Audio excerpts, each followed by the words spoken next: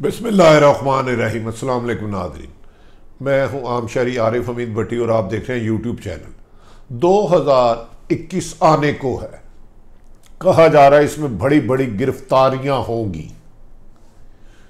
Long मार्च कौन करने जाएगा इस्लामाबाद और जेलों में कौन कौन जाएगा। पाक फौज और अदारों के खिलाफ जहर उगलने वाले कफायतुल्लाह समेत दीगर लोगों की गिरफ्तारियों के इम्कानात रोशन हो गए। वजीर आजम सर जोड़ के बैठ गए कि मुल्क दुश्मन अनासरों के खिलाफ किसी किस्म की कोई रियायत ना करने का फैसला। आज आसफ अली जरदारी साहब जो इस्तीफों के मुखालिफ थे, धरने के मुखालिफ थे, अचानक जेल भरो तहरीक का क्यों ऐलान किया उन्होंने।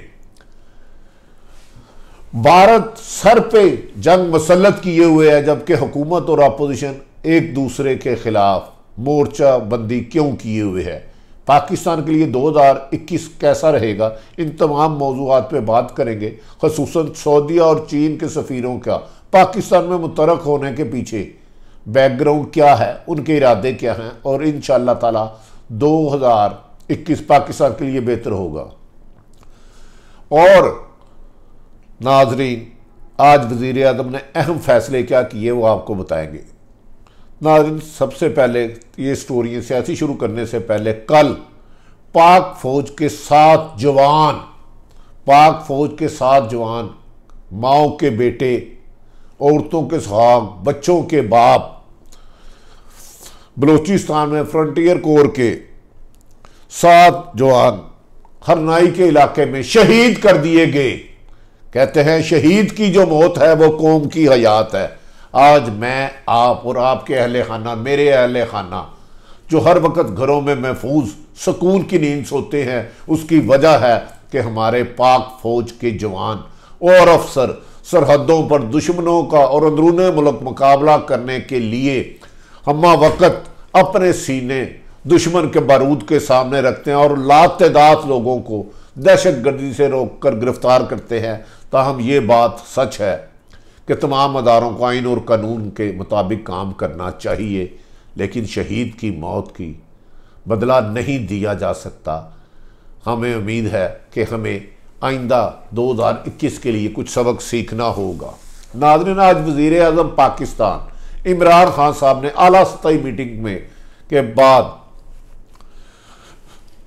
सीनियर कानूनदान बाबर अमान के साथ भी मुलाकात की, जिसमें फैसला किया गया अहम ज़राए के मुताबिक जमीयत उलमा इस्लाम के मौलाना कफ़ायतुल्लाह जो फ़ौज पर ऐसी गुफ्तगू और नामुनासिब अल्फाजों की बुछाड़ और गोलाबारी करते हैं, जिनका अल्फाज का नाम लेना भी मैं सख्त गुनाह समझता हूँ, क्योंकि फ़ौज मेरी है, मैं फ़ौज का हूँ।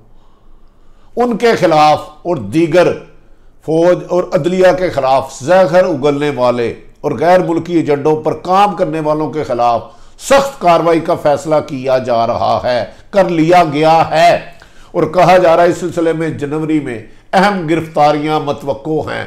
आज वजीर आजम पाकिस्तान ने अपने तर्जमानों के साथ एक इजलास भी किया और मौलाना फजलुर रहमान की करप्शन को अयां करने के लिए और पाक फौज की पे हमला करने वालों को जवाब देने के लिए हुक्म भी सादर किया। मैं समझता हूं वजीर आजम इमरान खान या तरीके इंसाफ को पाक फौज पे हमलों को जवाब नहीं देना चाहिए, बल्कि पूरी कौम पाक फौज के साथ है जो सरहदों पर हमारी हिफाजत करते हैं। कोई भी पाकिस्तानी अल्हम्दुलिल्लाह पाक फौज के खिलाफ नहीं हो सकता। यकीनन पाक फौज आइन और कानून में रह के अपना किरदार अदा करती है।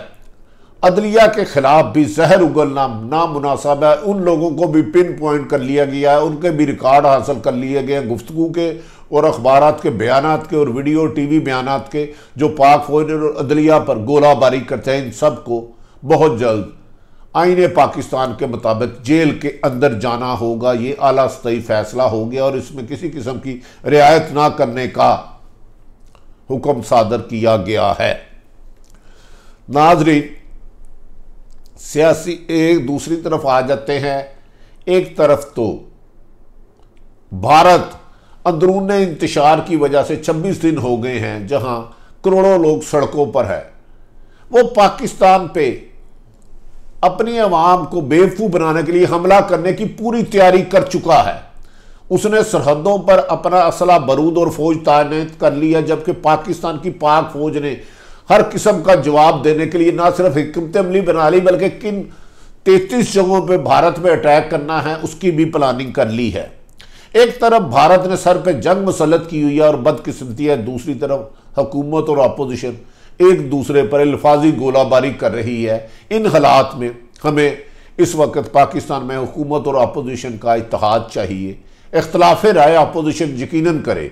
अगर मौजूदा हुकूमत को आइन और कानून में रह के अदम एतमाद ला सकते हैं तो ये उनका कानूनी हक है, लेकिन ये ज़रूर सोचें, एक तरफ तो कोरोना ने तबाही डाली है, दूसरी तरफ भारतीय फौज अंदरून मुल्क पाकिस्तान में साजिशें करवा रहे हैं और हमला करने की तैयारी कर रहे हैं। ताहम हमें अपनी फ़ौज और फ़िज़ाइया पर, नेवी पर यकीन है कि वो भारत को नाकाबिले तलाफ़ी नुकसान पहुँचाएंगे। नाज़रीन, दूसरी तरफ कल मरियम नवाज साहिबा गई लाड़काना। समझ से बाहर है कि कहा जाता है कि जो दुनिया से रुखसत हो जाता है, फोत हो जाता है, बेनज़ीर की बरसी थी और भुट्टो का जिक्र किया गया था, उसमें उनके लिए फातिहा ख्वानी, कुरान पाक पढ़ना, दुरूद पाक पढ़ना या कुरान पाक की तालीमात पढ़ के उनको बख्शने की बजाय सख्त अल्फाजों में अदारों पर हमले किए गए। हुकूमत पर हमला करे, हमें कोई इतराज़ नहीं, हुकूमत के पास फ़ौज है एक तर्जमानों की, वो जवाब दे। लेकिन बिलावल साहब जब कोई दुनिया से रुखसत चले जाता है और कब्र में होता है, वो अपनों का इंतज़ार कर रहा होता है कि वो कुरान पाक पढ़ के उसको भेजे ताकि उसकी बख्शिश का बायस बने। ना जाने समझ से बाहर है मुझे बात। एक तरफ मरियम नवाज और बिलावल भुट्टो की बहुत ज़्यादा राब्ते हैं, मुलाकातें हैं, एक दूसरे के साथ हर मामला में मुशावरत करते हैं। इवन के मोहतरमा मरियम नवाज साहबा लाड़काना भी उनकी वालदा और उनके नाना के लिए गई, लेकिन फिर भी इन दोनों के राब्ते, पीडीएम का इत्तेहाद जिसमें इंतशार है, अभी तक इस्तीफों का और लॉन्ग मार्च का फैसला क्यों नहीं कर सके। इस फैसला करने की बजाय मौलाना आसफ अली जरदारी, बिलावल भुट्टो के वालिद, ने अचानक एक बात छोड़ दी कि आपके तरीकाकार को बदलना होगा, हम इस तरीके को नहीं मानते, अपनी सोच को बदलें, हमसे सीखें, हमसे पूछें। इसका मतलब है कि आइंदा वो इस्तीफे और लॉन्ग मार्च की बजाय कोई नई स्ट्रेटेजी बनाना चाहते हैं। तो हम ये वक्त बताएगा कि आसफ अली जरदारी जिस तरीके से पीडीएम को पीछे लगा रहे हैं, मौलाना फजलुर रहमान को उन्होंने कॉर्नर करके 12वां खिलाड़ी भी नहीं रहने दिया और ग्राउंड से बाहर निकाल दिया, जो कि लाड़काना भी नहीं पहुंचे।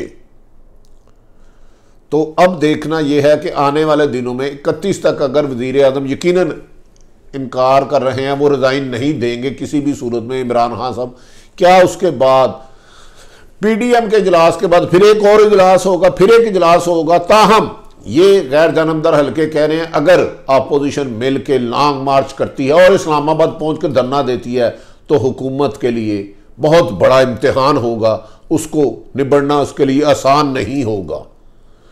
नाजरीन, दूसरी अहम तरीन बात जो मैं आपसे करना चाह रहा हूं, कहा यह जा रहा है कि नया साल 21 जनवरी या फरवरी में अपोजिशन इस्लामाबाद पे हमला आवर होगी, लेकिन मेरी इतला के मुताबिक फ़ौज और अदलिया के खिलाफ सहर उगलने के खिलाफ आला सतही इजलास में वज़ीर आज़म ने फैसला किया ना सिर्फ इनके खिलाफ मुकदमात किए जाए, इन्हें फौरी तौर पर गिरफ्तार करके कानून के मुताबिक सजा दी जाए। वज़ीर आज़म ने यह भी कहा कि पीडीएम उनके लिए कोई हैसियत नहीं रखती, वो सिर्फ एनआरओ के लिए जदोजहद कर रहे हैं। उनका ये भी लफ्ज़ मेरी नज़र में, मुझे इसका मायने समझ नहीं आए। वो कह रहे थे चकवाल में कि अगर पीडीएम को किसी ने एनआरओ दिया तो मुल्क से गद्दारी करेगा। हुकूमत तो वज़ीर आज़म साहब आपकी है, एनआरओ देना या ना देना आपका है, या अदालत में फैसले हैं, अदालतें आइन और कानून के मुताबिक फैसला करते हैं। मेरा ख्याल है वज़ीर आज़म साहब आप पीडीएम को नज़रअंदाज करके उन्हें अपनी जदोजहद करने दें। आप आवाम की खिदमत के लिए आए, जो आवाम से वादे किए थे आपने, तलीम देने के, सेहत देने के, रोज़गार देने के, इंसाफ देने के। पंजाब खुसूसन लाहौर में करप्शन आसमानों पे चला गया, बच्चों के साथ ज़्यादती हो रही है, आज लाहौर में हुई है, कसूर में हुई है। ईमानदार और दयानतदार अफसर लगाएं, वरना पाकिस्तान नाकाबिल तलाफी की तरफ न जा रहा है। नाज़रीन, PDM बाजिद है मौलाना फजलुर रहमान साहब कि मैं इस हुकूमत को गिरा के ही दम लूँगा, जबकि ऐसा लग रहा है कि वो हुकूमत को गिराने में कामयाब होते हैं नहीं होते। अगर वो लॉन्ग मार्च ले के तमाम 11 जमातों को जाते हैं तो यकीनन हुकूमत के लिए बहुत बड़ा इम्तहान होगा। लेकिन इससे पहले बहुत ज़्यादा आसान है कि उनकी जमात के 4 बड़े लोग जो उनके दरीना साथी थे आलम दीन, उनको छोड़ चुके हैं, बाकी भी और छोड़ के जा सकते हैं।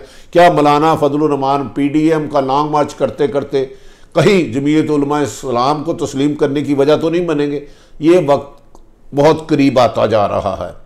लास्ट डेडलाइन 31 जनवरी 2021 की दे दी है और वज़ीर आज़म ने वादे कह दिया दुनिया इधर से उधर हो जाए, मैं इस्तीफे नहीं दूंगा। आईनी तौर पे मुझे 5 साल के लिए मुंतखब किया गया और मैं 5 साल तक हुकूमत करूंगा। ताहम यह भी कहा जा रहा है कि जरदारी ने जेल भरो वाली मुहिम का क्यों कहा? एक तरफ तो सिंध में उनकी हुकूमत है, सेनेट का इलेक्शन लड़ना चाह रहे हैं, ज़िमनी इलेक्शन में कामयाब होने के दावे कर रहे हैं और वो कह रहे हैं खान क्या चीज़ है, मक्खी की तरह बाहर फेंक दूंगा। पाकिस्तान की सियासत उलझनों में उलझती जा रही है। 2020 साल बेहतर नहीं रहा, आजमाइशों का साल रहा, मुश्किलात का साल रहा, लेकिन अल्हम्दुलिल्लाह निकल गया। मैं दुआ करता हूँ कि 2021 बड़े सियासतदानों के लिए यानी 20 करोड़ अवाम के लिए तरक्की का साल हो, खुशहाली का हो, सुकून का हो, अमन का हो, करप्शन के खात्मे का हो, झूठ के खात्मे का हो, फ्रॉड के खात्मे का हो और पाकिस्तान दुनिया में चीन के साथ मिलकर जो सुपर पावर बनता जा रहा है CPEC के जरिए, आने वाले दिनों में CPEC मुकम्मल होता तो पाकिस्तान उसके लिए जो रूस और दीगर ममालिक को रूट्स दे रहा है उससे पाकिस्तान को अरबों रुपए की रोज़ाना इनकम होगी और आम शहरी को रोज़गार मिलेगा। अगर इमरान खान साहब ने उसको फोकस किया, हमें उम्मीद है कि जो मौजूदा सूरत हाल थी, इंटरनेशनल साजिशें जो पाकिस्तान के खिलाफ हो रही हैं वो भी आगाह कर दिया और जो पाकिस्तान में इंतशार फैलाया जा रहा है वो भी आपको आगाह कर दिया। ताहम मैं आज भी कहता हूँ अपोजिशन का पुरअमन एहतजाज हक है, लेकिन अदारों पे हमले से गुरेज करना चाहिए और अदारे को भी गैर जानिबदार रहना चाहिए। अगर आरिफ हमीद भट्टी का यूट्यूब चैनल आपको पसंद आए तो इसे सब्सक्राइब करें, हो सके तो बेल आइकन प्रेस कर लें, जैसे ही नई वीडियो है आप तक पहुँचे। अपने और अपने इर्द गिर्द रहने वालों की खुशियों का ख्याल रखें। पाकिस्तान जिंदाबाद।